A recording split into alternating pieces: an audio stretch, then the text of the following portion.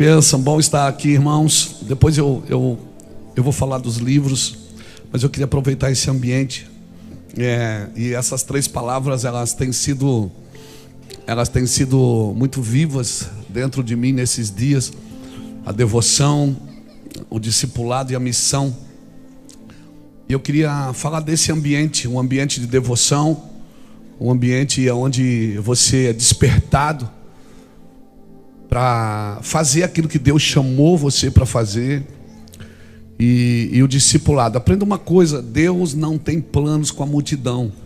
Os planos de Deus são com os discípulos. Por isso que quando Jesus ressuscita, Ele não volta para a multidão, Ele volta para os discípulos. Mas o plano que Jesus tem com os discípulos é um só: sirva a multidão, cure a multidão, liberte a multidão. Só que sempre que Deus quer, que Ele quer ajustar a rota, os movimentos da sua igreja, Ele fala com os seus discípulos. Ser um discípulo de Jesus, você não vai conseguir ser um discípulo de Jesus sem se envolver e se comprometer com a missão de Jesus, e muito menos sem ser devoto a Jesus. A devoção, para mim, ela é o carro-chefe de qualquer coisa que você for fazer para Deus. Você tem que ser devoto. E eu queria falar um pouco sobre isso. Devoção, discipulado e missão. Do ambiente que você precisa viver. Não é passar, é viver, para estar nesse lugar. Obrigado, Jesus, por essa noite. A gente tem visto desde quinta-feira aqui, tem estado aqui, e a gente tem visto assim, tem uma coisa palpável, gostosa, né? Recebemos palavras aqui dos irmãos que passaram por esse altar, e realmente nesse lugar não tinha aquele lado de lá ainda, era só tinha uma parede aqui no meio. Eu passei aqui na frente no ano de 2000, vim visitar o pastor Ulisses, meu irmão que morava aqui nessa rua. Eu estava construindo esse lugar e eu parei o carro ali na frente, chorei. O Espírito Santo falou assim: você vai abrir uma igreja aqui. Eu disse: não, Jesus, eu não queria ser pastor de igreja, porque, irmão, só quem gosta de crente é Jesus. Eu só queria ser um pregador. Eu pensei, eu vou pregar, vou viajar, né? Já estava fazendo algumas conferências na Bolívia, no Argentina, no Brasil. Já tinha feito algumas viagens missionárias. Eu vou ser um missionário, né? O senhor diz: não, você vai abrir uma igreja aqui. E eu parei ali, fui perguntar para o dono aqui dos galpões. Esse galpão era o último que estava sendo feito aqui, era uma série. E aí eu parei aqui na frente e perguntei assim: você não quer alugar aquele galpão ali? E ele disse assim: o que você vai fazer ali? Eu disse: eu queria fazer uma igreja. Ele deu uma risadinha assim amarela, mas disse: eu alugo, vai levar uns dias para ficar pronto. Eu disse: legal, pronto, eu já saí daqui como pastor. Aí fui lá na casa do pastor Lapa, fui na casa do Ulisses, né, tomar café, e depois fui na casa do pastor Lapa. Aí conversamos e a gente já estava lá em Blumenau, e eu sou daqui da cidade. E aí, logo em seguida, voltamos para Itajaí, começamos o ministério aqui, e vai fazer 24 anos em fevereiro, que nós estamos aqui no mesmo lugar, no mesmo púlpito. E daqui Deus trouxe o Brasil para cá, trouxe muita gente. Já vimos tantos milagres aqui, irmãos.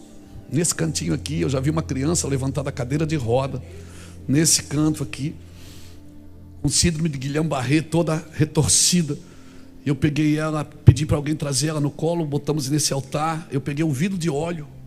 Naquela época a gente dizia que era o óleo de Israel, mas não era de Israel, era do mercado.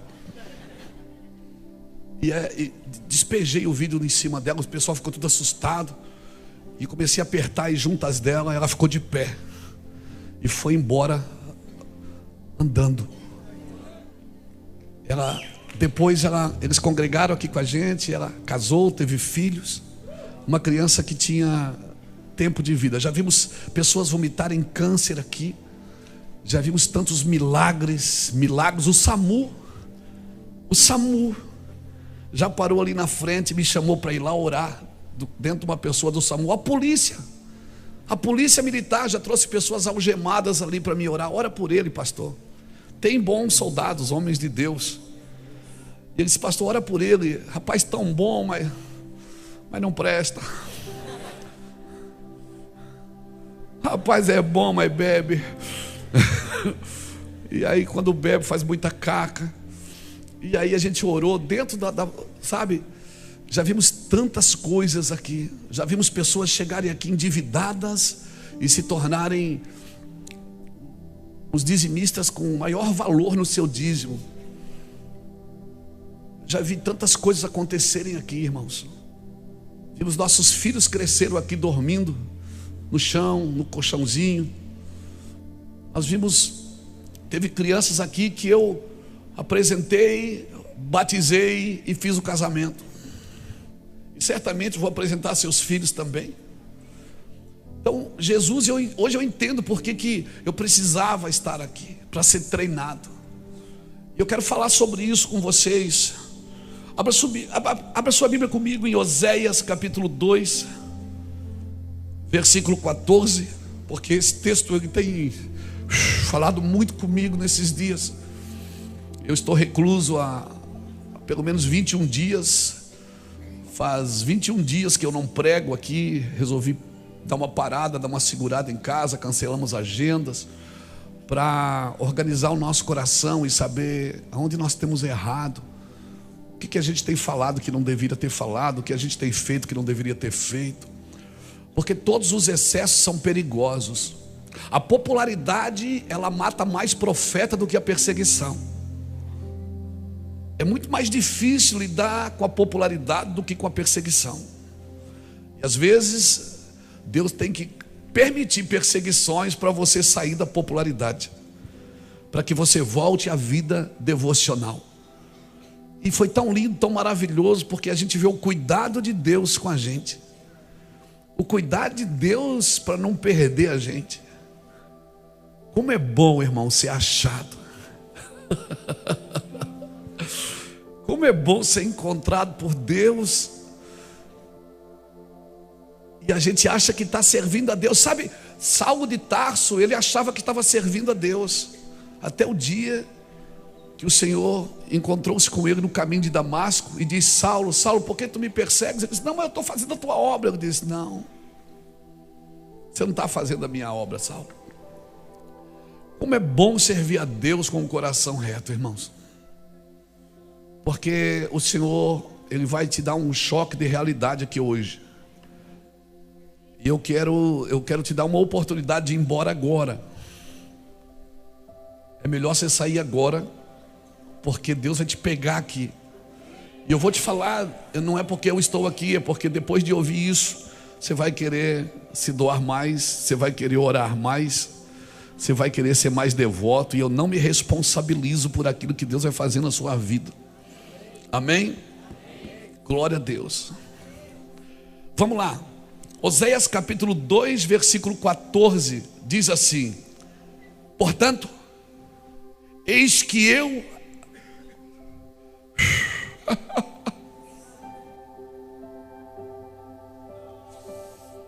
te atrairei a mim, te levarei para o deserto e lhe falarei ao coração, e lhe darei dali as suas vinhas e o vale de Acor por porta de esperança. Será ela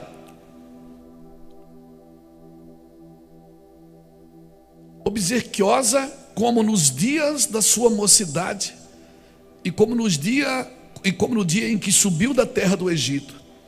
Naquele dia, diz o Senhor, ela me chamará de meu marido, não me chamará mais de meu senhor. Da sua boca tirarei os nomes dos Balaíns, e não mais se lembrará desses nomes. Aleluia. Eu quero ler em outra tradução que diz assim: contudo eu conquistarei-a de volta, e ao deserto o levarei e lhe falarei ao coração. Devolverei suas videiras e transformarei o vale de Acor numa porta de esperança, e ela se entregará a mim. como fez há muito tempo atrás, quando era jovem, quando eu libertei da escravidão do Egito. Nesse dia, diz o Senhor, você me chamará de meu marido e não mais de meu senhor. Limparei dos seus lábios os nomes de Baal, e você nunca mais os pronunciará. Aleluia. Obrigado, Jesus, pela tua palavra. Irmãos, nós temos falado muito sobre profecia, sobre profetas, e nós acreditamos sim que vocês são uma geração profética, né? A igreja é profética. Ou a igreja é profética ou ela é patética, ou ela trabalha por aquilo que foi dito, ou ela trabalha para satisfazer o desejo de pessoas. A igreja é profética. Agora, todo o profeta, todos podem profetizar, não significa que todos são profetas. Profetizar, eu posso olhar para você e dizer assim: ô João, Deus te abençoe, Deus vai te dar isso, vai te dar aquilo. Ora profetizamos, ora sabemos. Mas mais do que profetizar, Deus nos chamou para encarnar a mensagem. Você já se perguntou por que Oséias, esse homem que eu estou lendo o livro dele, Oséias se casou com uma prostituta. E é interessante que Oséias casou com uma mulher que era prostituta, e o Senhor disse: case-se com ela. Oséias não entendeu nada, mas obedeceu, foi lá e se casou com ela. Depois que estava casado, Deus disse: libera ela para a prostituição de novo. E Oséias fez isso. E depois Deus disse: case-se com ela de novo, tome-a de volta. E Oséias fez isso. E de novo Deus disse: libera ela para a prostituição de novo, deixa que ela vá. E depois Oséias se casou com ela de novo. O que é que Deus estava tentando dizer para a nação? Deus estava dizendo para ela: Oséias, é assim que eu amo Israel. Israel se prostitui com seus deuses, mas assim que eu amo Israel. Deus mandou Isaías andar com as nádegas de fora por 3 anos, para mostrar para a nação que ela estava nua. Deus matou a esposa de Ezequiel, o profeta de Deus, Ezequiel, para dizer para a nação que a nação estava morta. Deus não permitiu Jeremias se casar, como um sinal para a nação, dizendo: eu não me casarei com uma nação assim. Então todo profeta precisa encarnar a mensagem que ele carrega. E eu quero declarar que essa nação, que essa geração precisa encarnar a sua mensagem. Não é só ler na Bíblia. Eu nunca fui na Bíblia atrás de uma pregação. Eu fui em Deus. Deus me dá a palavra, então eu vou na Bíblia, porque tudo que Deus fala tem base bíblica. Porque não adianta você estudar a Bíblia se você não está disposto a ouvir a voz. Não adianta, não é a Bíblia que você tem que conhecer, é de quem a Bíblia está falando. O que a Bíblia está querendo te revelar com a profecia? Nós estudamos e estudamos e estudamos. Muitas vezes a Bíblia diz que por muito aprender é enfado. Por que é enfado? É enfado para quem não busca isso no Espírito. Mas para quem busca isso no Espírito, irmãos, eu passei hoje à tarde lendo, e não é enfado. Por quê? Porque o seu espírito vai crescendo. Como diz o nosso Vilela, o nosso Felipe Vilela, nas canções, uma nova canção que vai sair, que eu já ouvi, ela não saiu ainda, mas eu já ouvi. Tem uma parte da música que ele diz assim: a estrada estreita me expandiu por dentro. O caminho estreito, a porta estreita, ela tem um objetivo, é me expandir por dentro. O problema é que nós corremos para a igreja porque nós queremos, como disse o pastor Juscelio ontem, como disse Paiva de manhã, nós queremos um bom futuro, porque muitas vezes nós não temos noção de eternidade. E é muito difícil você falar de eternidade com quem tem desejos momentâneos, com quem tem prazer momentâneo, para quem só quer viver uma vida momentânea. Falar de eternidade parece que a gente tem que esperar demais. Imagina, parece que a gente tem que esperar demais. A gente está meio no fast food gospel, uma coisa mais rápida. A gente quer resolver a nossa vida em 7 semanas da vitória. Eu não estou dizendo, irmãos, que o seu sacrifício de servir, de buscar, não tem valor. Ele tem valor sim, e faça isso. mas você não pode abrir mão da devoção, desse ambiente. E Oséias, depois de ter se casado e ter permitido a sua esposa voltar para a prostituição, e depois de ter se casado de novo, ele aprendeu uma lição. Ele aprendeu a lição que Deus estava dizendo: eu amo Israel, mesmo ela se prostituindo. Eu amo Israel. E nesse texto aqui de 14, 15, no versículo 14 e 15 principalmente, eu aprendo algumas coisas que o Senhor fala. Ele diz: olha, portanto, eis que eu te atrairei, te levarei para o deserto, falarei, e lhe devolverei as suas vinhas, e farei. Deus está dizendo: eu vou fazer, eu vou te devolver, eu vou falar, eu vou te levar, eu vou te atrair. Querido, se toda a santidade que você alcançou é só fruto do seu esforço, isso não é santidade, é orgulho religioso. É Deus que te chama para estar. E você obedece, Ele te chama de novo. E se você obedece, Ele te chama de novo. Mas à medida que você vai deixando Deus pelo caminho, Deus não vai ficar chamando uma pessoa que não quer, que só quer alguns presentes, que não quer a sua presença. E Ele diz: ali você vai cantar, você vai me responder, como nos dias da sua mocidade, como nos dias que você saiu do Egito. Naquele dia, diz o Senhor, você vai me chamar de meu marido. Ou seja, não é de meu senhor, ou seja, você vai ter intimidade comigo. Um lar sem intimidade é só alguém que está vivendo junto. Tem a sua vida junta, come junto, passeia junto, mas não tem intimidade. E não tem como você viver essa devoção, esse discipulado, essa missão sem viver no deserto. Por isso o Senhor diz: eu te levarei para o deserto e falarei ao teu coração. Para mim te dar o que eu tenho que te dar, eu tenho que te atrair. Mas eu vou te atrair para o deserto. Por que o deserto? Porque no deserto não tem distrações. No deserto não tem distrações.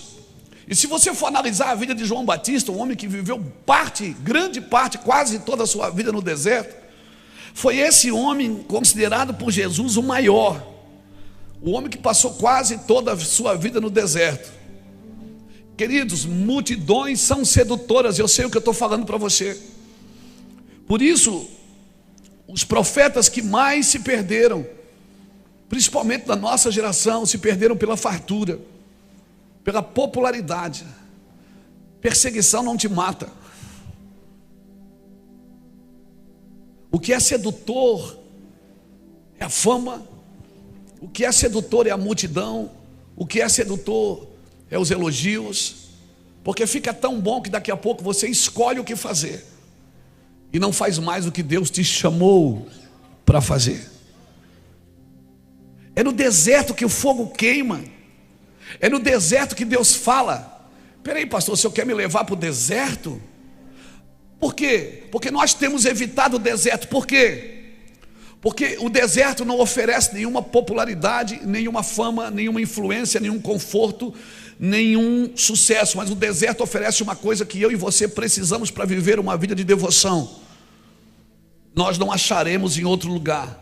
O que, pastor? Uma comunhão com Deus sem distração. Toda pessoa que quer viver uma comunhão com Deus sem distração, ele precisa ser levado ao deserto. Mas sabe qual é o nosso problema? É que a gente pergunta para alguém: como é que está, irmão? Diz: estou passando por deserto. Essa é a noção que nós temos do deserto. É um lugar de passagem num tempo difícil. Para alguns foram mesmo. Alguns personagens bíblicos tiveram que passar pelo deserto para serem treinados. O próprio Jesus ficou 40 dias no deserto. O povo ficou 40 anos. Mas você não pode ver o deserto como um lugar de passagem momentânea nos seus dias difíceis. Como é que você está? Estou no deserto. Deus não levou o povo para o deserto para sofrer. Deus levou o povo para o deserto para depender dele, aonde a sandália crescia junto, a roupa crescia junto, a comida descia do céu. Você olhava para o seu menino, ele estava crescendo, mas a sandália dele crescia também, a roupa dele crescia também. Ele seguiu a nuvem de glória. No deserto eles foram levados para conhecer a Deus. Mas nós temos essa dificuldade, porque o deserto não oferece aquilo que nós buscamos. Muitos de nós usamos a palavra: eu estou passando pelo deserto. Como é que está? Está um deserto.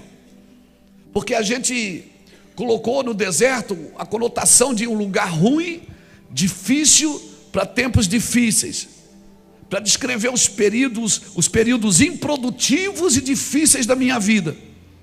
Porque nós temos a tendência de ver o deserto assim. Hoje eu queria que você tirasse isso da sua cabeça. Não olhe para o deserto como um lugar ruim, porque nenhum cristão devoto, nenhum homem, nenhuma mulher que foi chamado para uma missão, a missão de Cristo, ele precisa ter uma vida devota no deserto. Como assim, pastor? Não me olhe assim, espera. Porque nós achamos que aquilo é temporário, a gente não quer ficar ali. A gente até aceita ficar no deserto, mas esperando chegar à estação da bênção. E quando chega a estação da bênção, a gente diz, dá até testemunho: eu estava num deserto, passei pelo deserto. E a gente vive nessa gangorra evangélica, nessa gangorra gospel de tá bom, tá ruim, tá bom. Então quando vem os dias difíceis é o deserto. E a gente até fala, nossa família está passando pelo deserto, nós estamos passando por um problema. Eu tenho que me libertar disso, irmãos. Eu tenho que perder essa cabeça de ver o deserto como um lugar ruim. Quando o Senhor diz: eu vou te levar para o deserto, e eu vou falar no teu coração. Deserto é lugar para ouvir Deus. Deserto é lugar que você não se distrai. Você vai para o deserto para viver na dependência de Deus. Na realidade você não vai, você é levado. Você é levado. Amém, irmãos?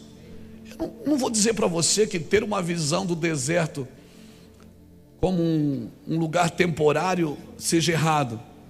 Para alguns personagens bíblicos, como eu disse, o deserto foi um período de preparação.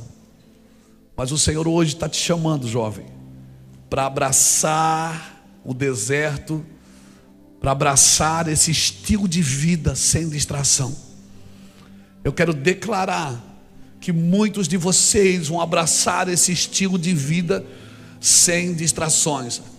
Segunda-feira você vai trabalhar, você vai estudar. Não, agora está de férias, né? Glória a Deus, que benção as férias. Mas quando você voltar, você não vai precisar vender nada, se desfazer de nada, porque agora o pastor falou que eu tenho que ir para o deserto. Não, você não vai. Deus vai te levar. Porque o deserto é um estilo de vida devoto, sem nenhum tipo de distração. O Evangelho é um lugar que Deus te chama para que você ouça Ele, para você ouvir o Senhor. Por isso Ele chamou o povo do Egito e levou eles para o deserto, para depender totalmente dEle. O Senhor está chamando você nesses dias para abraçar esse estilo de vida. E é muito interessante porque o Natan escreveu esse livro, né? Formados. Eu vou te falar, sem devoção você não será formado. Você pode ter uma vida de conhecimento, mas sem devoção a Deus você não será formado no Espírito. Um chamado ao deserto não é um chamado ao isolamento, não é se isolar de todo mundo, não é perder os amigos. Um chamado ao deserto não é abandonar a família, não é um chamado para viver sem relacionamento, sem convivência. Eu vou repetir: viver no deserto é viver um estilo de vida de solitude, não é de solidão. Solidão é quando alguém te abandona, solitude é quando você se abandona para ficar com alguém. Solitude é quando você se deixa, você deixa as suas coisas, a sua vida para viver com Cristo. E o chamado ao deserto é um chamado para viver uma vida dando lugar, tempo a Jesus, sem qualquer distração. Lucas capítulo 5, versículo 15 e 16, é tão interessante porque Jesus me ensina. A Bíblia diz que, porém, Lucas capítulo 5, 15 e 16, porém o que se diz, esse é o 16, não é? Tá aqui. Porém, o que se dizia a seu respeito cada vez mais se divulgava, e grandes multidões afluíam para ouvirem e serem curadas de suas enfermidades. Ele, porém, se retirava para lugares solitários e orava. Sabe? Às vezes eu não entendo. Jesus fazia um milagre e dizia: não conta para ninguém. Jesus fazia algumas coisas, quando as pessoas vinham para coroá-lo rei, ele se escondia e ia para o deserto. Irmãos, e é tão difícil fazer isso nessa nossa geração, onde tudo que você fala, tudo que você faz, né, sempre tem alguém com o celular perto. Às vezes eu e Iraci estamos lá na beira-rio, levamos o cachorro para passear. Alguém tira uma foto e manda para a gente: eu vi vocês. O cachorro, Jesus. Amém. Viu como é difícil viver em solitude nesses dias, onde tudo que você faz, tudo que você diz, tudo que você fala, tudo parece que é uma tão grande nuvem de testemunha que te rodeia. Viver onde as pessoas correm atrás de likes, de seguidores, compram inclusive seguidores. Dizer para você se esconder parece um paradoxo, parece que a gente está indo contra aquilo que o mundo empurra você. Mas eu vou te falar uma coisa: aqueles que se separarem, irmãos, aqueles que quiserem viver uma vida devota, como é que eu faço, pastor? Como é que eu vou saber quando eu tenho que me esconder e quando eu tenho que aparecer? É fácil. Quando você for tentado a se esconder, apareça. Quando você for tentado a aparecer, se esconda. Faça sempre ao contrário daquilo que você é tentado a fazer. Deus vai te conduzir, vai te ensinar. Queridos, não pense no deserto como algo negativo. A vida de João Batista, eu quero usar João Batista como base para essa mensagem, porque ele foi o cara que viveu mais no deserto. E Jesus falou que dos nascidos de mulher ele é o maior. Jesus colocou João Batista no topo do ranking. Falou que ele era maior que Moisés, maior que Daniel, maior que Abraão, maior que Davi. Dos nascidos de mulher, João Batista é o maior. E o cara viveu no deserto. E as pessoas saíam da igreja e iam para o deserto para ouvir o João. Por favor, não compre uma pele de camelo amanhã, e nem um pote de mel, para fazer o que João fazia. Vamos contextualizar isso. Não pense no deserto como algo negativo. Abra sua Bíblia comigo em Lucas capítulo 1, versículo 76. Deixa eu te mostrar uma coisa interessante aqui.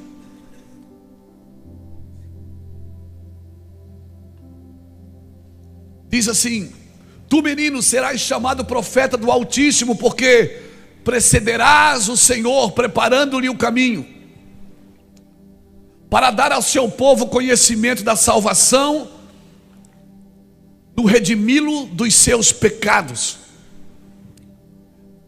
graças à entranhável misericórdia de nosso Deus, pela qual nos visitará o sol nascente das alturas, para iluminar os que jazem nas trevas e na sombra da morte, e dirigir os nossos pés pelo caminho da paz. O menino crescia e se fortalecia em espírito, e viveu no deserto até o dia em que havia de manifestar-se a Israel.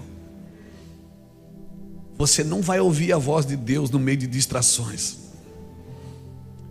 Eu sou o cara da comunhão. Pensa no cara que gosta da mesa, da comunhão, do dia a dia, das boas conversas, das boas risadas. Eu sou o cara que gosta de ficar até tarde falando, conversando. Eu não fujo de relacionamento. Me relaciono com todo tipo de irmãos, todo tipo de igreja. Prego em todos os lugares da terra. Tenho amigos cristãos, amigos católicos, amigos padres. Todo tipo de gente eu sento na mesa para ouvir, para me relacionar, porque essa é a beleza do corpo de Cristo. Mas eu vou te falar, tem uma voz que você só ouve no deserto. Tem uma mensagem que você não aprende em livros, que você não aprende ouvindo ninguém. Tem uma voz que você só ouve no deserto. E é esse lugar que Deus tem chamado a igreja. Nos próximos dias, eu creio que talvez nesse ano ainda, nós, igrejas do Senhor Jesus Cristo, nós vamos viver um tempo de muito arrependimento. Se preparem. Deus vai trazer muita luz nas nossas trevas, para que a gente pense nisso. Abraçar o deserto requer de nós uma mudança profunda de mentalidade, porque vai todo mundo sair por rolê e você vai dizer: Deus está me chamando. Você vai ser taxado de religioso, de crente radical. E é bom ser radical, porque radical é aquele que vem da raiz. Você não precisa ser estranho para ser santo. Você não precisa ser estranho para ser puro. Você só precisa abraçar a cultura de Deus. A cultura de Deus, ela é o deserto, irmãos. Essa mudança de mentalidade, ela significa que eu terei que adotar uma série de valores que me levarão a viver um caminho de total devoção. Esses 21 dias sem usar um microfone, sem pregar, sem gravar, sem pregar vídeo para a internet. Cara, eu fui tão ministrado por Deus. Fui tão ministrado por Deus. E eu louvo a Deus que depois desses 21 dias é a primeira vez que eu estou pegando o microfone para falar para a próxima geração. É como se Deus estivesse dizendo: eu estou trocando a palavra, eu estou mexendo na voz. Eu estou, sabe, de AM para FM. Quando você muda de AM para FM, saem os ruídos. É como se Deus estivesse sintonizando você para um novo tempo. E eu quero te desafiar, e eu quero te encorajar, porque isso vai acontecer com muitos de vocês. Amém? Porque eu não vou sofrer sozinho, não. Isso vai acontecer com muitos de vocês, porque Deus está sintonizando a igreja com o coração dele. A igreja está muito inflamada, a igreja brasileira está muito inflamada. E muitas pessoas falando: ah, mas é muito escândalo, é muito isso. Deixa eu te falar, todo avivamento nasceu de igrejas mortas. Estude sobre avivamento no mundo. Todo avivamento nasceu quando pessoas não tinham mais esperança, não tinham mais credibilidade. Quando a igreja não tinha mais credibilidade, o que aconteceu? Meia dúzia de gente se juntou para orar, entraram no quarto, subiram um monte, ficaram ali. Ninguém foi buscar ministério, ninguém foi buscar dons, ninguém foi dizer: Deus me usa, não. Todos só queriam devoção, só queriam mergulhar no coração de Deus. E por causa daqueles 5, 6, Deus começou a restaurar a igreja. Estamos esperando a igreja ser transformada para que ela viva as suas promessas. Não, irmãos, o mundo vai ficar pior, mas os amigos de Jesus vão crescer. Os amigos de Jesus vão ser mais devotos. Amém? Nós vamos ter que adotar uma série de valores que nos levarão a um caminho de total devoção, um caminho totalmente diferente desta cultura proeminente, um caminho mas totalmente diferente dos nossos dias. Você vai ser o chato. Eu quero declarar que você vai ser o chato.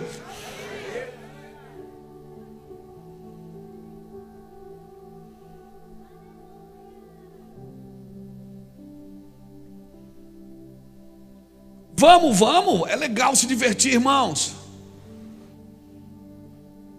Muito, e você tem que fazer isso. Você é jovem, por favor, faça isso, se divirta, aproveite a sua vida. Mas o que realmente é aproveitar a vida? Porque aproveitar a vida não pode ser gastar com coisas inúteis. Eu vim para Jesus com 28 anos, ainda assim tinha 27. Poxa, como eu queria ter vindo mais novo, tinha aproveitado mais. Fazem 29 anos, vai fazer 30 anos que nós estamos servindo ao Senhor. Eu queria ser mais novo. Eu queria ter a energia de vocês com a sabedoria que Deus me deu. Eu queria ter o conhecimento que eu tenho. ter mais energia para fazer, para viajar, para ficar acordado mais noites. Uau! Alguém pergunta assim: pastor Luiz, o senhor não tem crise? Claro que eu tenho, irmão. Quem não tem crises? E qual é a sua maior crise? Minha maior crise é saber tudo que eu tenho que fazer, e muitas vezes olhar para dentro de mim e não achar um coração correto para fazer tudo que eu tenho que fazer. Então eu tenho que parar tudo que eu tenho que fazer e ficar com Deus, para dizer: Deus, coloque em mim um coração puro, renova em mim um espírito inabalável. E quanto mais você sabe, mais crise você entra. Por quê, pastor? Porque tem uma ignorância que te protege. É melhor você não saber do que você saber e não fazer nada. E quanto mais eu sei das dificuldades do mundo, das maldições do mundo, quanto mais eu vejo famílias destruídas, quanto mais eu vejo pessoas nas drogas, prostituição de céus abertos, mais eu fico procurando em mim um lugar de devoção, tentando dizer: Deus, como que nós podemos mudar isso? Porque eu já estudei tanto, já li tanto e faço isso constantemente. Mas uma das coisas que o Senhor me ensinou foi: pare de olhar para o deserto como um lugar difícil. Eu te levarei para o deserto e falarei ao seu coração, te atrairei a mim. Deus está te chamando. Deus está te chamando. Os próximos empresários, os próximos pastores, os próximos juízes, os próximos ministros, qualquer coisa que você for fazer, você não fará sem devoção, porque tudo que você faz sem devoção tem prazo de validade. Mas eu estou na missão, mas eu estou no discipulado, mas a devoção para mim ainda é o mais importante, porque Deus pode possuir o seu coração, e se Ele possuir o seu coração, Ele possuirá tudo que é seu. Ele não diz: filho meu, me dá o teu serviço, filho meu, me dá o seu dinheiro. Ele diz: filho meu, me dá o teu coração. E ainda me avisa sobre tudo que deves guardar. Guarda o teu coração, porque dele procede as saídas da vida. Guarde o seu coração. Chegou a hora de parar, irmãos, de olhar para o deserto como um lugar que eu quero evitar. O deserto é um ambiente de processo e de destino. Eu vou te falar uma coisa, sério. Talvez a sua maior crise, a nossa maior crise, é saber o que Deus quer da gente. Eu vou te dizer onde é que está o que Deus quer de você. O que Deus quer de você está num deserto, em boas horas por dia, sozinho com Deus. Como assim, pastor? Mas não vai para lá fazer promessa, não vai para lá levar uma lista de compras, porque oração não é para dar ideia para Deus. Oração não é para dar conselho para Deus, é para ficar lá até que Deus fale. E se Ele não falar numa semana, experimente um mês. E se Ele não falar no mês, experimente um ano. Porque Deus quer matar primeiro todas as nossas ansiedades. Ele chama Moisés para o monte e diz: Moisés, sobe lá, porque eu falarei contigo. Moisés sobe e espera 7 dias. Ninguém aparece. Terceiro, a gente já estava indo embora, irmãos. Porque você vai num culto, se o culto é chato, você vai embora. Porque a minha alma grita quando as coisas não são boas. Deus chamou Moisés e deixou primeiro a alma de Moisés se aquietar. E quando ela se aquietou, depois do 7º dia, Deus apareceu e falou com ele. Não dá para ter um estilo de vida superficial no deserto. Não dá para viver um evangelho fake no deserto. Eu preciso descobrir o prazer de viver na devoção sem distração. E sabe qual é o pior? Muitos temem estar nesse lugar. Muitos temem. Porque eu vou te falar, se você entrar como é preciso entrar, você não vai querer outra coisa na vida. E o melhor, você vai prosperar, você vai trabalhar, você vai se divertir, mas aquele lugar, ele passa a ser uma prioridade para você. Eu estou falando de lugar, mas deserto não é um lugar, é um estilo de vida. É o estilo de vida que você escolhe viver. Quando tu quer alguém que está do seu lado, diga: abraça esse caminho de vida, de constante formação. Diga para ele: abraça esse caminho de vida de constante formação. Diga para ele: descubra o prazer de viver neste ambiente onde muitos temem viver. Diga para ele: descubra o prazer de viver neste ambiente onde muitos temem viver.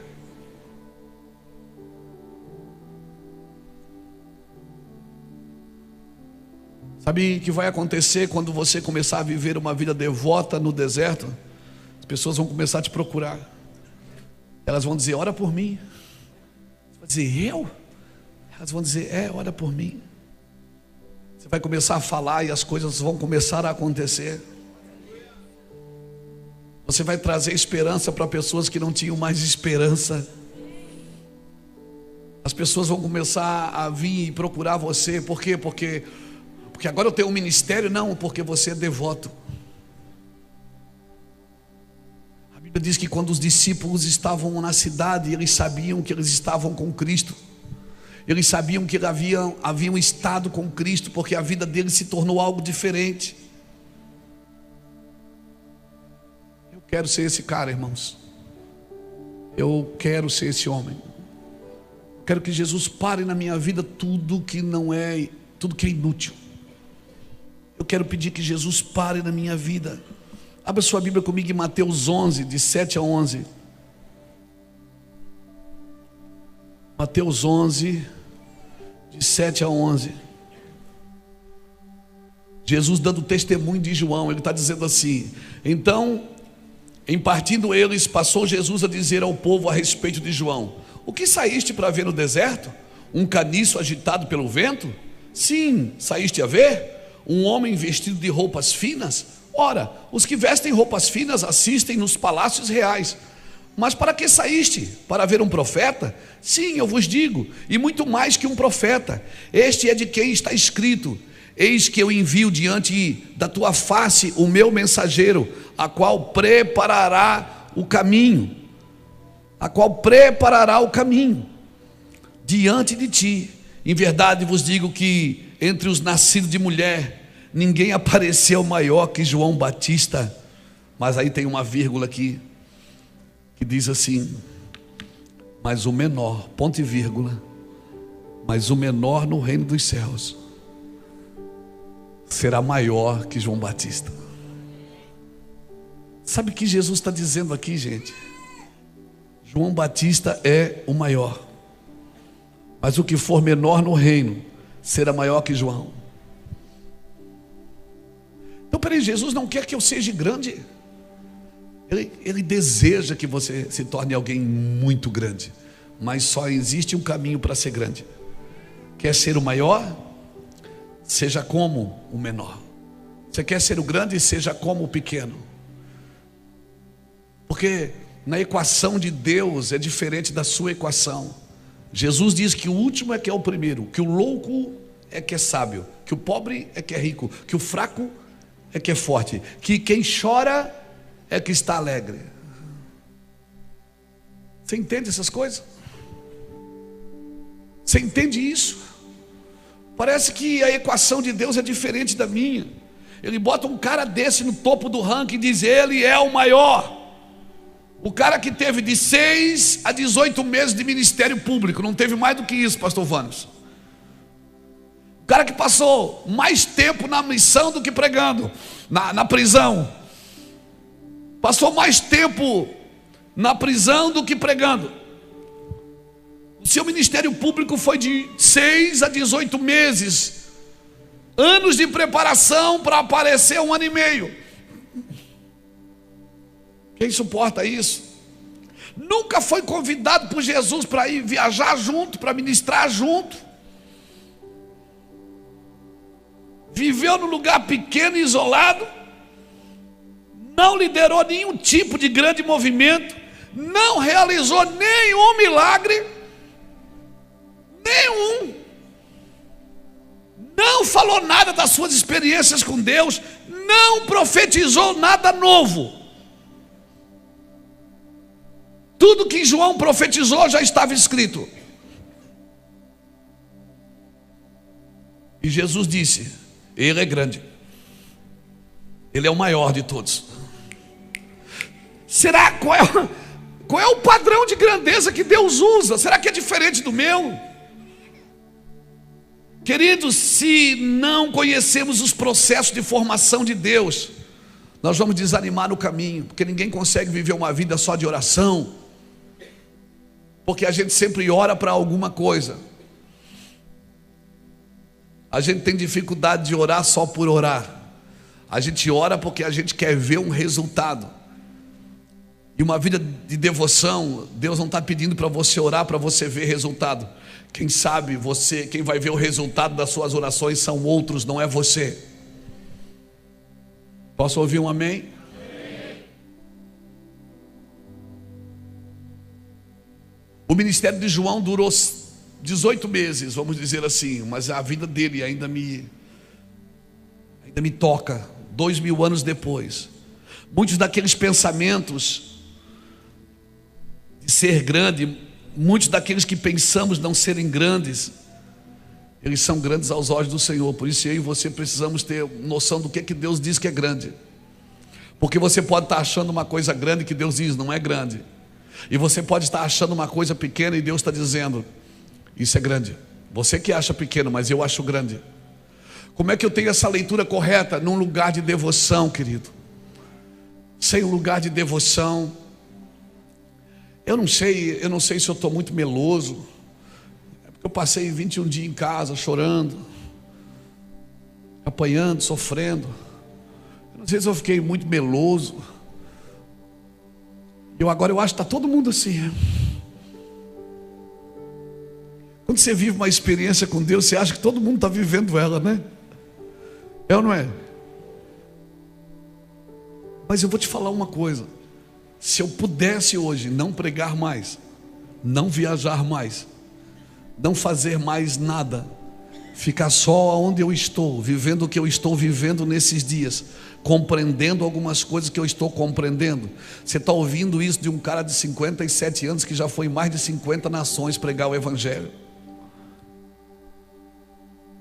que no ano de 2019 pregou 503 vezes no ano que tem 365 dias, quase 2 mensagens por dia. Eu já tomei café da manhã em Florianópolis, almocei em Montevidéu e jantei em Buenos Aires, no mesmo dia. Já corri de um aeroporto para o outro pregando o Evangelho, e você está ouvindo isso de alguém. E eu não estou aqui para desencorajar você, eu estou aqui para te encorajar. Mas eu quero deixar pegadas no chão e placas de alerta para você, dizer: não passa por aqui não, velho. Vai por outro caminho. É muito perigoso. Não entra por aqui não. A minha responsabilidade contigo, que é mais jovem, que almeja o episcopado, e quem almeja o episcopado, grande coisa almeja. Eu estou aqui para encorajar você a ser pastor, a ser missionário. Eu estou aqui encorajando você para ir às nações, para gastar tudo que você tem, gastar todas as suas energias na missão, e sempre entendendo que a missão não é sua, é você que é da missão. O chamado não é seu, você que é do chamado. Eu estou aqui para te encorajar, vai mesmo, estuda bastante, faz faculdade, aprende tudo, pega o canudo e depois vai servir a Jesus, se for o caso. Vai fazer o que Deus te chamou. Amém? Porque se tem uma coisa extraordinária na vida de alguém, é o poder de ser usado por Deus. Não tem nada mais extraordinário do que ser usado por Deus, irmãos. Do que você levantar a mão e a chuva parar. Do que você levantar a mão e a chuva vir em lugares que nunca choveu. Choveu 3 anos atrás. E você dizer: Deus, traga chuva, e a chuva vem.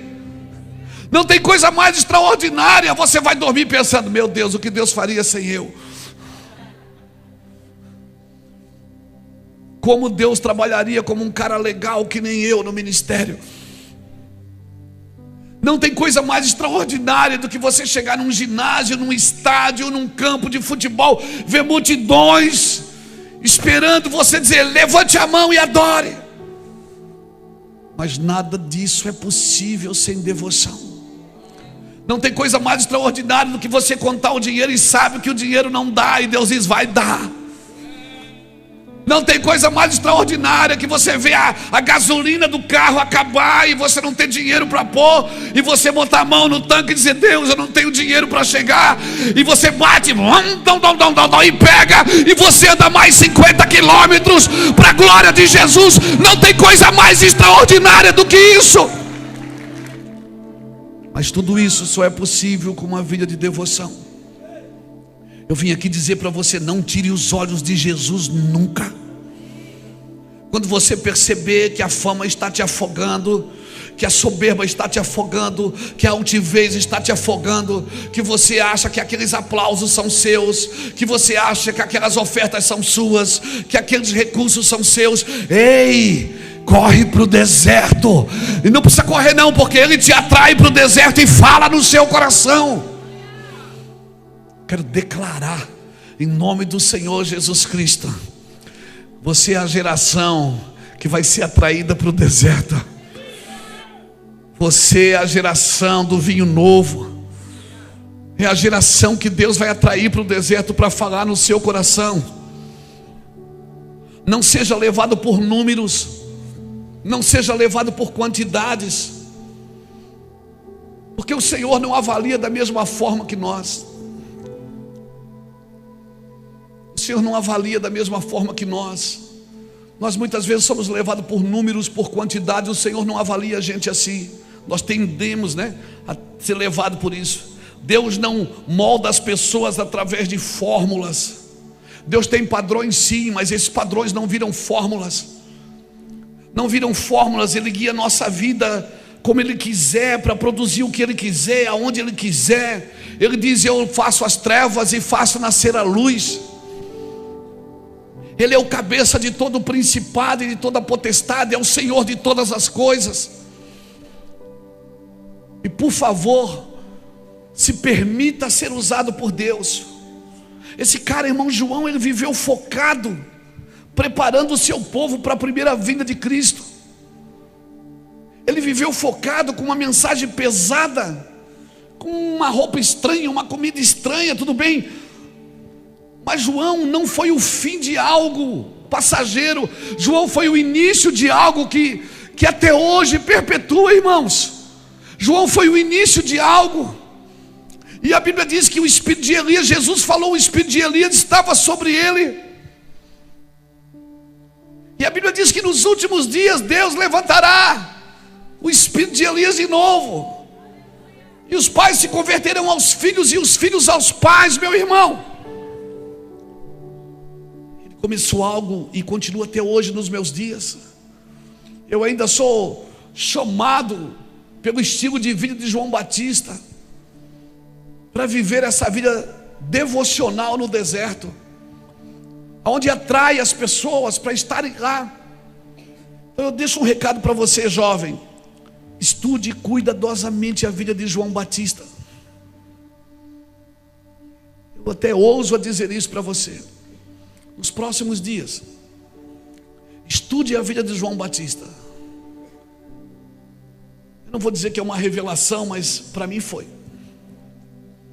Estude a vida de João Batista cuidadosamente e seja provocado a abraçar o mesmo estilo de vida. O estilo de vida de João irá lhe expor, irá lhe confrontar. Você vai dizer: cara, eu não sou crente. Eu já fui em lugares que eu saí de lá pensando: cara, eu não sou crente. O estilo de vida de João vai libertar você de coisas que você não está percebendo, mas essas coisas estão te impedindo de se render completamente, de viver uma vida completa ao Senhor. O estilo de vida de João, e quem acha que João era um profeta condenador, não. A mensagem de João era pesada, mas quando foram perguntar para ele: João, o que é que eu faço para ser salvo? Ele disse: quem tiver 2 túnicas, reparta com o que não tem. O soldado perguntou: e eu? Ele disse: você, quando usar a farda, não se aproveite da sua farda para usar de autoridade. E o cobrador de impostos perguntou: e eu que cobro impostos, o que eu faço? Ele disse: seja justo. O estilo de vida de João me contagiou, irmãos, por essa vida. Pastor, isso quer dizer que começou agora, 20 dias? Não, isso reacendeu agora. É como se Deus estivesse me levando em algumas pregações minhas, e dizendo assim: senta aí que eu vou pregar para você o que você pregou para alguém. Senta aí. Devoção. Se você não quiser isso agora, Deus vai levantar uma geração que vai preparar o caminho do Senhor. E a minha oração é que sejam vocês. Agora você viu como alguém prepara o caminho do Senhor. Deus vai levantar uma geração. Se você não abraçar esse estilo de vida agora, certamente Deus vai esperar uma geração se levantar e querer esse estilo de vida. Prospere, irmãos. Seja abençoado. Não tem problema nenhum com nada disso. Mas saiba que virá uma geração que vai preparar o caminho do Senhor. E nós só queremos que essa geração busque o estilo de vida. Eu sou do tempo que a gente ia para o monte, se enrolava num cobertor, levava uma garrafa d'água, um pão, e ficava lá por horas, por noites. Eu sou do tempo que quando alguém convidava a gente para pregar, a gente não tinha dinheiro para pôr gasolina no carro, e às vezes o carro nem era nosso, mas Deus sempre levantava os seus anjos para nos levar.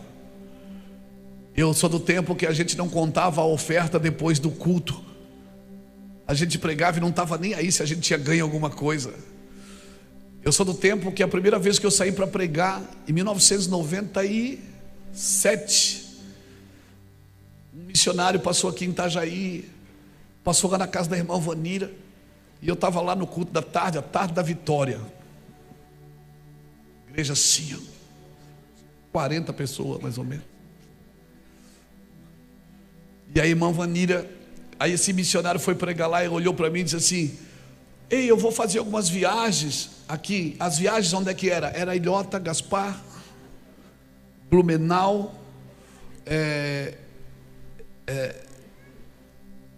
Luiz Alves, né? Ascurra, Salete e Taió. Minha primeira viagem missionária. Ele disse: você não quer ir comigo? Eu disse: quero, mas o que é que precisa? Ele disse: você precisa pagar a sua passagem. Eu corri na casa do Lapa, disse: ô Lapa, fui convidado para, você não quer me financiar? R$50 eu comprei a passagem, embarquei, parecia que eu estava indo, meu Deus, eu estava indo para as Ilhas Finge. Eu estava indo para a África, era um negócio esquisito. Eu peguei minha bolsa, roupa de crente. Aquela época a gente usava camisa curta de gravata, né? Parecia os mormons. E eu fui de viagem. Eu fui só para carregar a bolsa dele. Só que chegou aqui em Gaspar, tinha 2 cultos, um da tarde e um da noite. Ele disse assim: não quer dar uma faladinha à tarde? Eu disse: Ele disse: é. Eu falei: irmão, eu só peguei o microfone, depois de anos, trancado em casa, trancado no monte, anos não, meses, trancado no monte. Quando eu peguei o microfone, pessoas começaram a cair endemoniadas. 4 pessoas aceitaram Jesus. Acabou o culto, eu corri para o telefone, para o orelhão, peguei a fichinha do telefone do orelhão, liguei para o meu pastor e disse: pastor, caiu 4 demônios. 4 aceitaram Jesus. Ele disse: vibrou comigo. Ô Luiz, que bênção. Eu anotei: 4 demônios.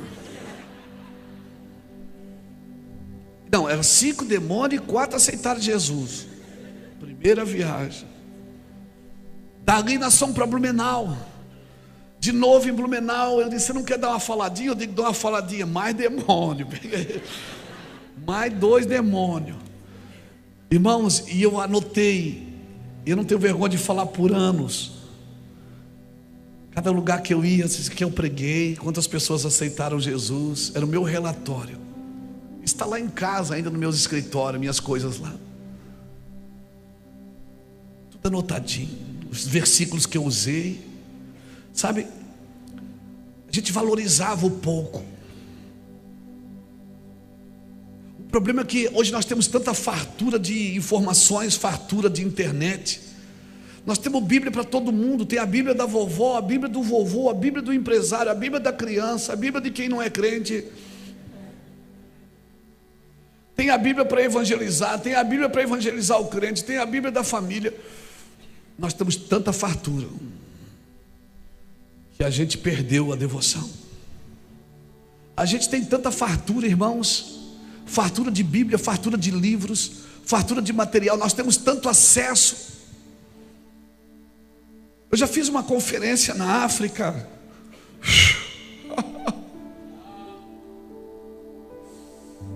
Numa cidade chamada Ribaue, que a gente levava Bíblia. Nós fizemos uma campanha de Bíblia aqui. Quem lembra disso, que está aqui desde o começo? Nós fizemos uma campanha de Bíblia. 68 Bíblias de estudos nós levamos para a África.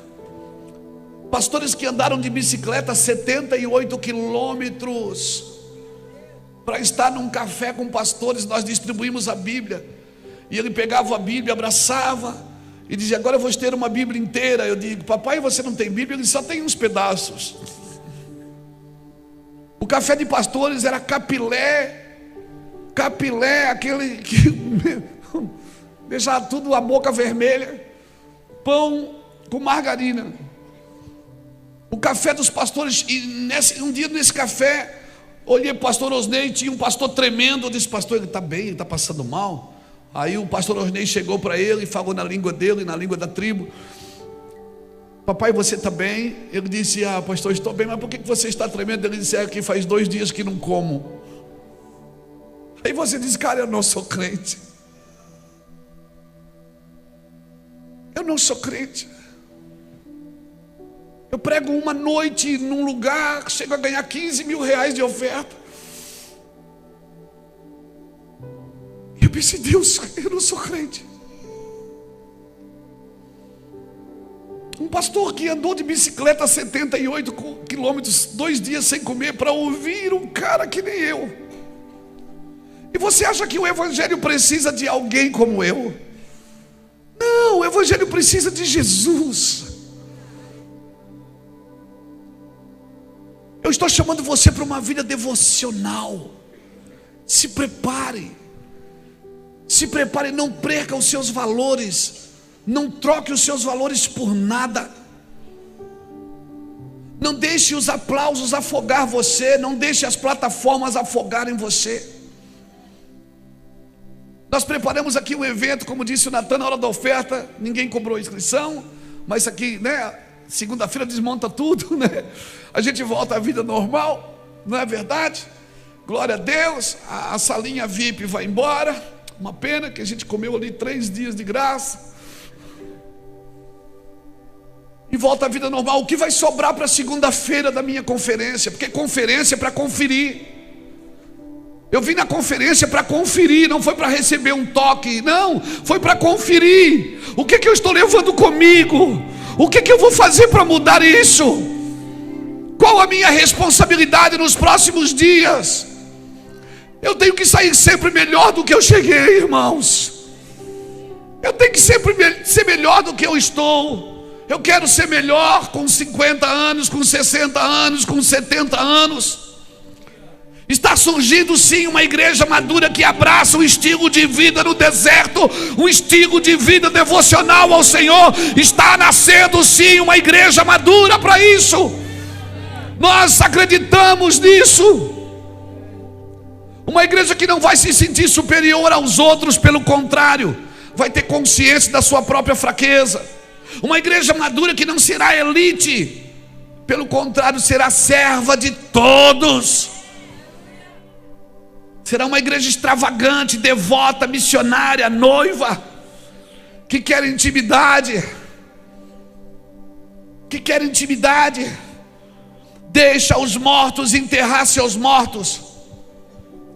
A Bíblia diz em Jeremias que os nobres projetam coisas nobres e por nobres atos perseveram. Vai ter um dia que você vai ter que perseverar para continuar sendo nobre.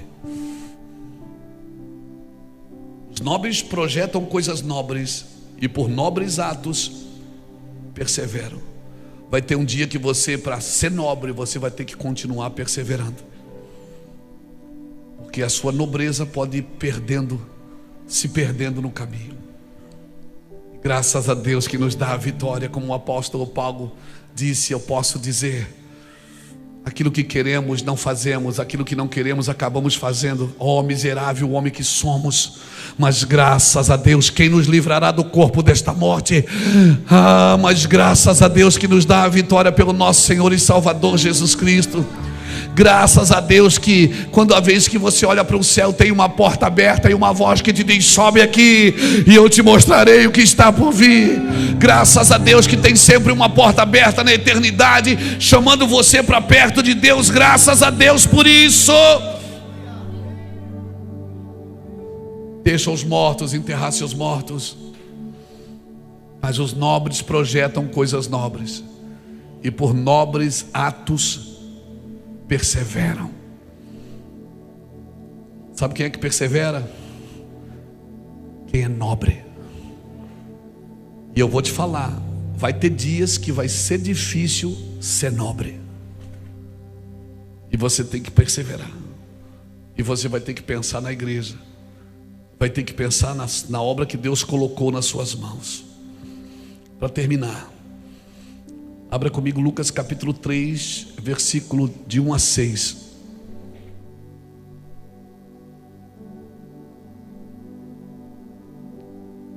Foram ditas tantas coisas aqui, tão impressionantes, tão necessárias.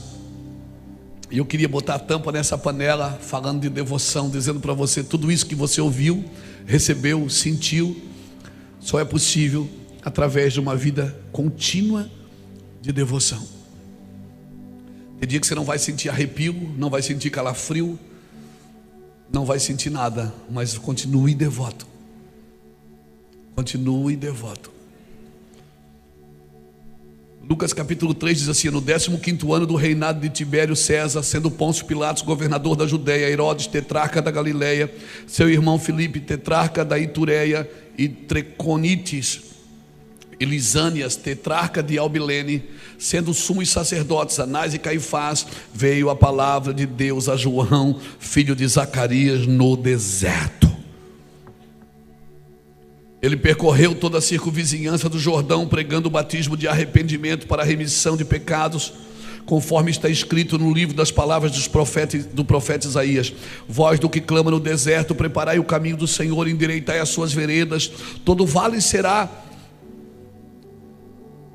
levantado e nivelado, todos os montes e o outeiro, os caminhos tortuosos serão retificados e os escabrosos aplanados, e toda a carne verá a salvação de Deus. Você está vendo? Você está vendo quem está aqui nesse contexto? Tinha um imperador, tinha governador, tinha prefeito, tetrarca era como se fosse um prefeito da época, tinha 2 sumos sacerdotes, contradizendo inclusive a lei. Mas a palavra não veio para nenhuma dessas autoridades. A palavra veio para o cara que resolveu ir para o deserto. Resolveu ter um estilo de vida diferente. Não espere de Brasília, não espere do Senado, não espere do legislativo, do judiciário, do executivo. Não espere de outro lugar. Espere de quem? De quem é devoto. Espere de homens e mulheres que estão gastando a sua vida na devoção a Cristo. Veio a palavra, não espere da religião. Veio a palavra de Deus a João Batista no deserto. João o Batista. Na realidade o nome dele não é João Batista, é João o Batista, porque João, aquele que batizava. nome dele é João. João, o que batiza. Por isso Batista. O João que foi treinado no deserto, foi ele que recebeu a palavra para aqueles dias. Por isso que as pessoas saíam dos palácios, saíam das religiões, saíam do templo, saiu das religiões solenes e eu lá no deserto ouvi João Batista. E a mensagem dele não era: Deus vai te dar vitória. Quem veio buscar a sua bênção? É hoje Deus vai te abençoar. Não.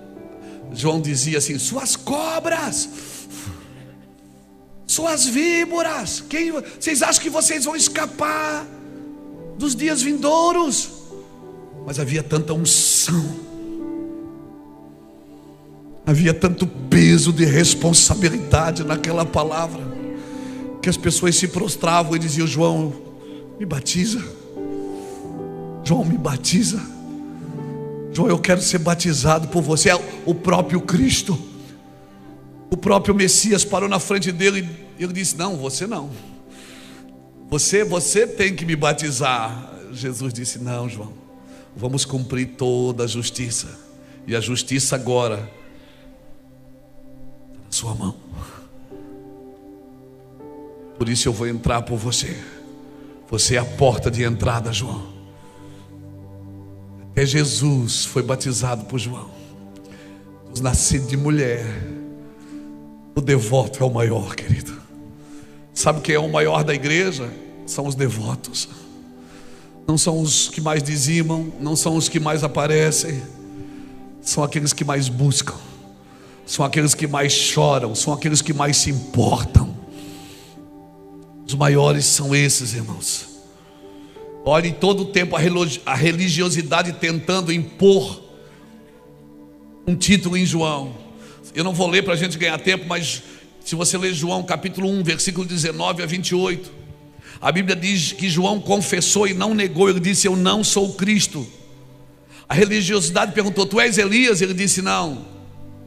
Tu és Elias? Não. E Jesus tinha dito que o espírito de Elias estava sobre ele, mas quando perguntaram: você é o Elias? Ele disse: não. Ele não tomou para si nenhum título, não tomou para si nenhuma fama, não tomou para si nada. Confessou e não negou: eu não sou o Cristo.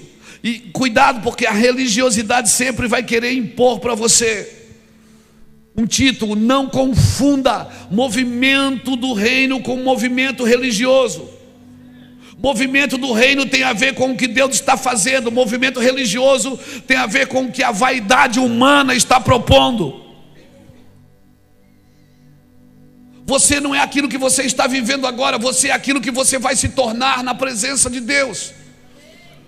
Amém? Então desfrute a sua vida agora na devoção, para que você se torne aquilo que o Senhor te chamou para viver. Amém?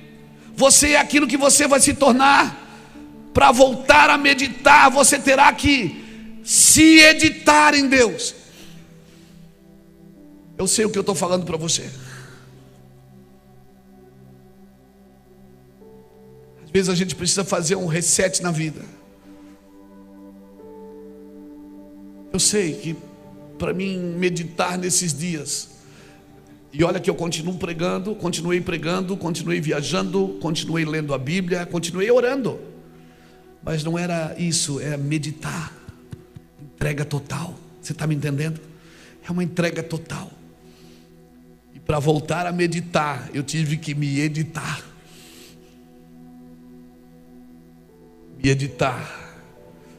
Jesus teve que passar o scanner e dizer assim: ó, isso aqui está errado. Isso aqui não é pecado, mas está errado. Não faça isso. Não teve pecado, irmãos. Foi só movimentos errados. Você está me entendendo? Porque você não precisa pecar para desviar. Você só precisa sair da missão. Se você sair da missão, você já erra. Se você tirar os olhos de Jesus, você bota olhos em pessoas. E se você botar olhos em pessoas, sua justiça própria grita dentro de você. E o Senhor diz assim para você: aquieta-te dentro de mim, ó alma, aquieta-te dentro de mim. Não é você que governa. Oh, coisa boa ser editado por Cristo. Aleluia. Por quê, pastor? Porque, irmãos, a religião, ela não enxerga a identidade profética. A religião não consegue enxergar a identidade profética. Por quê, pastor? Porque a identidade profética não pode ser controlada por homens.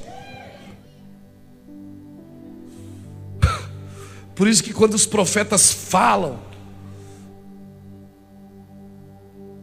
gera choque.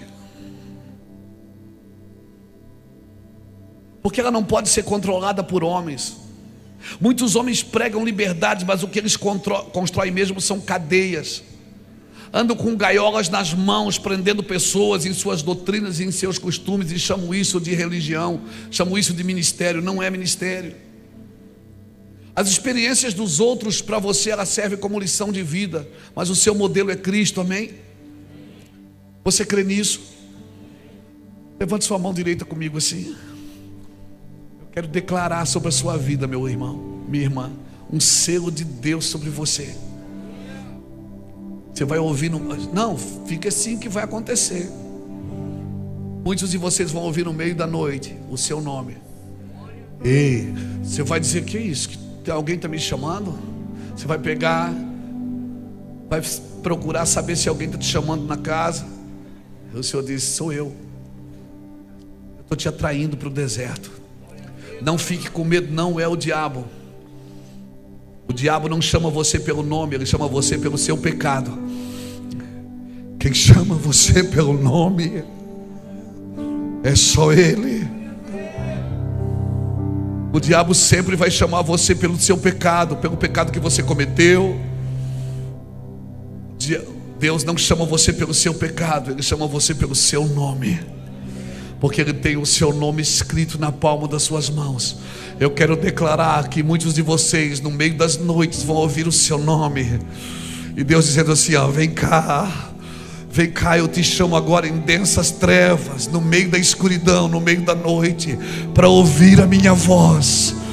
Para ouvir a minha voz, eu vou te dar ideias que eu nunca dei para ninguém. Você vai fazer coisas que outros ainda não fizeram. Você vai dizer coisas que nunca ninguém escreveu. Eu quero declarar isso. Você é a geração que vai ter um estilo de vida em meio ao deserto. Meu Deus, eu sinto a presença de Deus aqui. Eu sinto o seu amor nesse lugar. Eu quero declarar sobre a sua vida, em nome do Senhor Jesus Cristo. Devoção, discipulado e missão será um fundamento constante na sua vida e no seu chamado. Nós queremos declarar isso. Nós queremos declarar isso em nome de Jesus.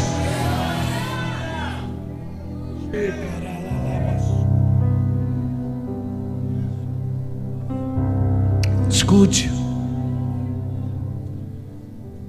Tu não és o Cristo? Não. Tu não és Elias? Não. Tu não és o profeta? Não. Então o que tu dizes de ti mesmo? Perguntaram para João, o que tu dizes de ti mesmo? Ele disse, eu sou uma voz que clama no deserto. A Bíblia fala de mim, Isaías falou de mim. Eu sou a voz do que clama no deserto. Depois você lê Isaías 40, de 3 em diante, até o 6. Voz do que clama no deserto, preparai o caminho do Senhor. E o que é que essa voz faz? Todo monte e todo outeiro será derrubado. Ou seja, tudo que é soberbo vai cair, e tudo que é vale vai ser exaltado. O escabroso vai ser endireitado, o tortuoso vai ser endireitado e o escabroso vai ser aplanado. O que vai acontecer? Vai haver uma simetria, vai haver uma correção. O soberbo cai, o humilde exalta. O torto endireita, o grosso afina, fica doce. E o que mais acontece depois disso? E a glória do Senhor se manifestará. O que é que essa voz faz? Essa voz traz simetria. Essa voz traz equilíbrio, coloca todos no mesmo patamar, no mesmo lugar. Amém? Não, você não está em outro patamar. Vai colocar todo mundo no mesmo lugar, e a glória do Senhor se manifestará. Sabe por que a glória do Senhor ainda não se manifestou? Porque muitos pensam que são maiores que os outros, e outros pensam que são menores do que os outros. Mas quando houver equilíbrio, quando houver simetria, quando houver equilíbrio, quando houver simetria, quando houver igualdade, a glória do Senhor se manifestará. O monte vai se abater, o vale vai se exaltar, o torto vai endireitar, o escabroso vai fazer o quê? Vai ser aplanado. É muito difícil assumirmos uma identidade com esse estilo de vida. Eu não estou pregando para você uma coisa fácil de fazer e de viver, mas eu estou dizendo para você, esse é o caminho. Isso não vai gerar nem na sua vida, nem na vida dos outros, usurpação, defraudação, distração. Não vai gerar. Você vai querer sempre o bem de todo mundo, não o mal. Você vai querer sempre o bem de todo mundo. Você vai pensar que todas as pessoas são boas, e continue assim. O caráter dos outros não define o seu. Você vai achar que todo mundo tem jeito. Você vai achar que todo mundo tem cura. Por isso não aceite nenhuma patente religiosa que querem colocar em você. Apenas diga: eu sou uma voz que aprendeu a viver no deserto. O meu estilo de vida é assim, sem distração, com devoção, sem usurpação, com devoção, sem defraudação, com devoção. Eu não vou falar de mim mesmo, eu vou falar do Cordeiro. O que tu pensas de ti mesmo? Nada, eu não penso nada de mim mesmo. Eu quero falar do Cordeiro. Uma geração que aponta para o Cordeiro tirou o foco de si, e Jesus vai se tornar suficiente para cada um de nós. Eu espero estar sendo claro com você. Eu não quero usar aqui a minha experiência desses dias para tentar convencer você. Quem convence é o Espírito. Mas eu parei esses dias de ministrar porque eu não estava bem, e eu não consigo pregar quando eu não estou bem. Porque quando eu não estou bem eu falo besteira, eu falo de mim mesmo, eu falo mal dos outros. Por isso eu precisava purificar meu coração e a minha mente, e voltar a olhar para Jesus. E aí então eu posso dizer para você o que é bom. Deus vai te levantar, querido, mas por favor, não seja referência para si mesmo. Não viva a maldição de ser referência para si mesmo. Não viva a maldição de você achar que você é referência para si mesmo. Fique de pé comigo, por favor. Começou um movimento no reino de Deus, amém? E nada pode parar. Você crê nisso? Aleluia. Uau, que bom estar aqui.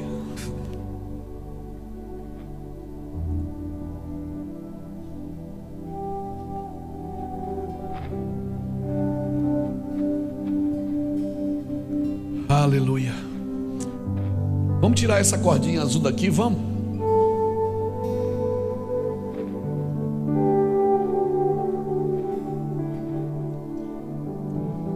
Sabe o que eu mais amei nessa conferência? É ver no final dela todo mundo jogado no chão, dizendo: eu quero abrir mão de tudo.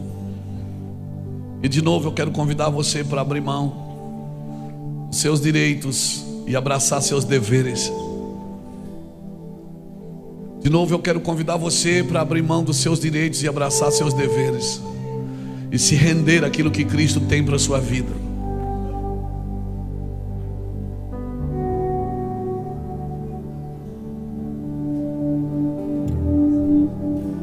Aleluia. Tem um lugar aqui na frente ainda. Se você quiser chegar mais, se prostrar, fala o que você, faz o que você quiser, mas eu quero muito que você peça isso para o Senhor.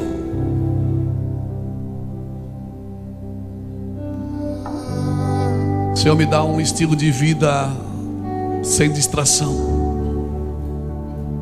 Me dá um estilo de vida onde eu não sou o centro das atenções, onde não tem nada para apreciar a não ser para ouvir.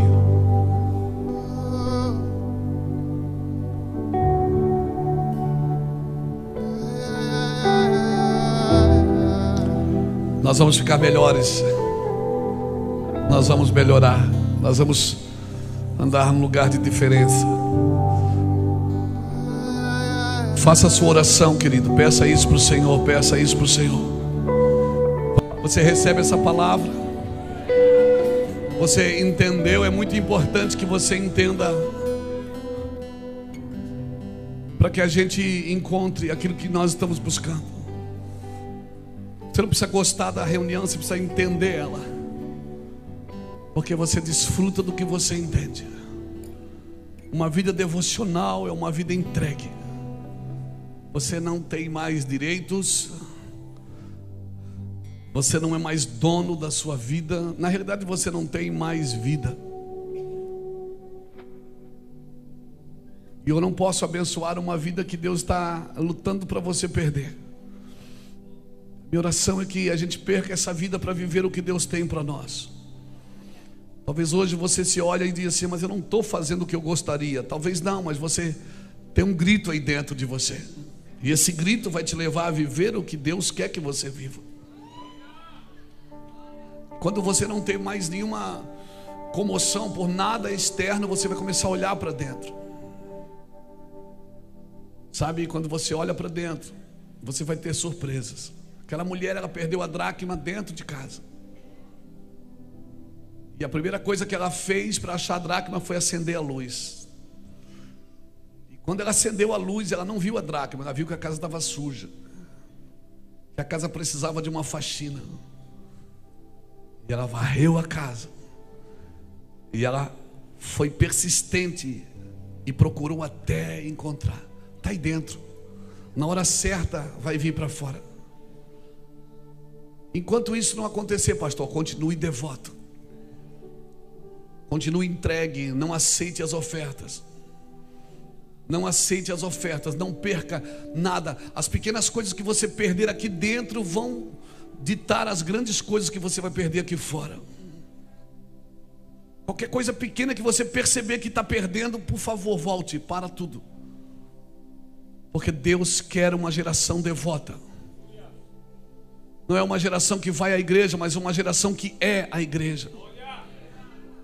Não é só ir, é ser, se tornar. Mas eu estou fazendo isso, eu estou fazendo aquilo. O importante não é o que você faz, é o que você está se tornando por aquilo que você faz. Porque um dia o que você faz não pode salvar você. Mas em teu nome eu curei, em teu nome. Ele disse: mas eu não lhe conheço. Então não é o que eu faço, é o que eu estou me tornando por aquilo que eu faço. Quem eu sou?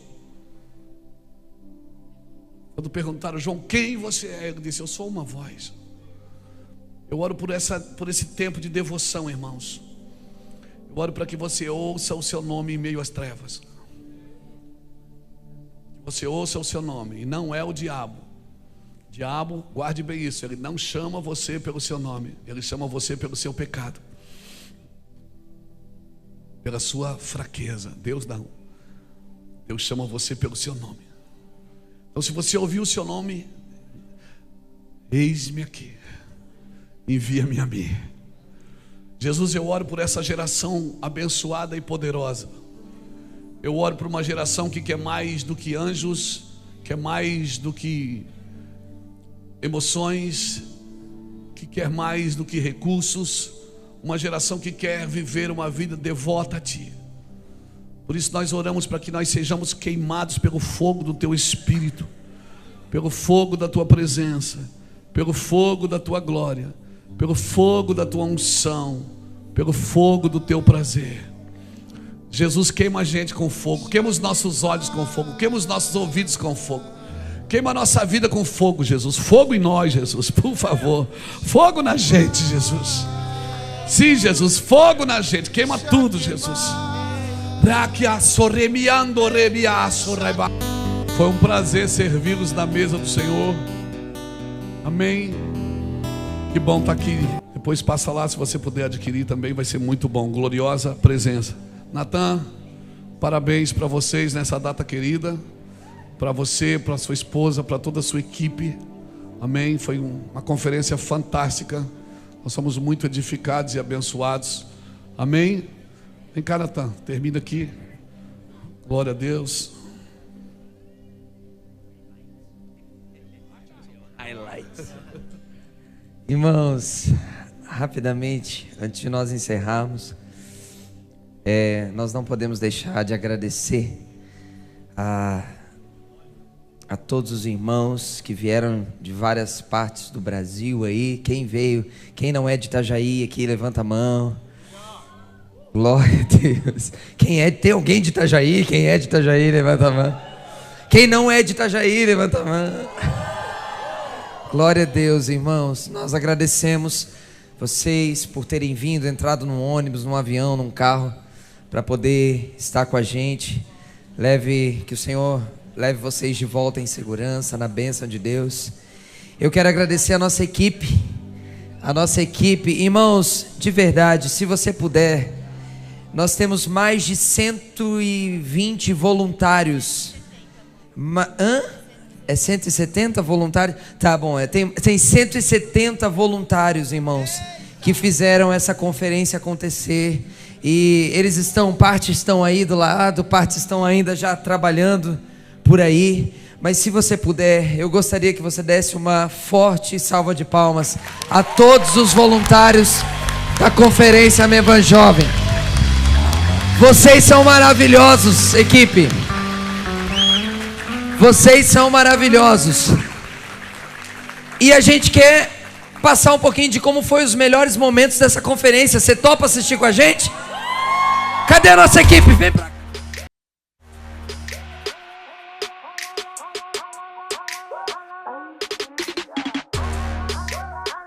Pera, pausa. Esse vídeo não pode ser mais um vídeo normal de evento. Até porque o que Deus fez aqui nesses 3 dias de conferência não foi normal. E Ele fez de novo. Aqui na sala profética, centenas de jovens receberam uma porção dos céus sobre as suas vidas. Aqui na praça de alimentação, servimos vários lanches, mas o mais importante é que tivemos muito tempo de mesa. E com grande alegria inauguramos a nova estrutura da nossa cafeteria. O projeto começou pequeno, aos sábados, e hoje abraça a igreja como um todo, aberta durante toda a semana. Nós demos um passo a mais para ressignificar a moda cristã no Brasil.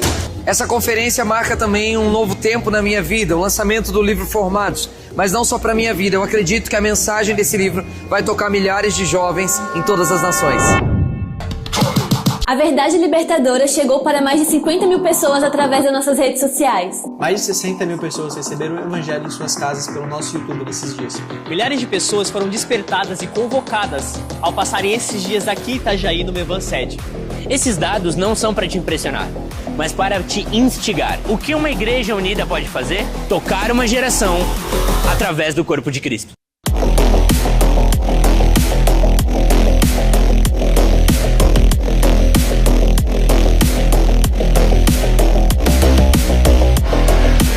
Agora é a sua vez. Pegue o seu celular e entre no Instagram, acesse Mevan Jovem Oficial e responda a nossa caixinha de pergunta colocando lá quais foram as suas experiências com a gente aqui esses dias. E a pergunta que não quer calar agora é: se nós já vivemos algo tão sobrenatural nessas poucas horas que passamos juntos, o que Deus tem preparado para nós nesses 3 dias que nós ficaremos imersos na presença dele?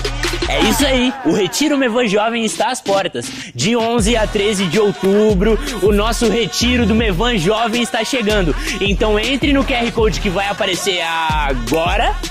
É isso aí, acesse, aproveita que você já está com o seu celular na mão, acesse aqui, faça a sua inscrição, pro retiro do Mevan Jovem. Eu nem preciso me alongar muito para dizer que você não pode ficar de fora. Se inscreva agora, aproveita que o QR Code está aqui na tela. E essa foi a MJ Conference de 2024.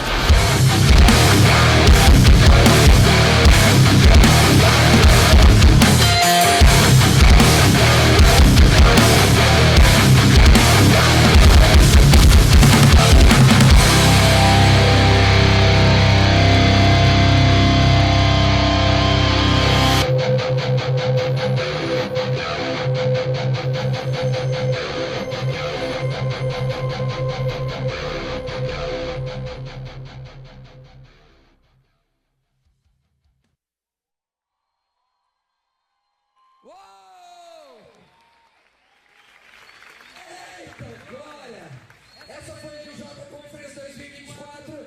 Nós esperamos você no retiro de 11 a 13 de outubro. Esperamos você no ano que vem na MJ Conference 2025.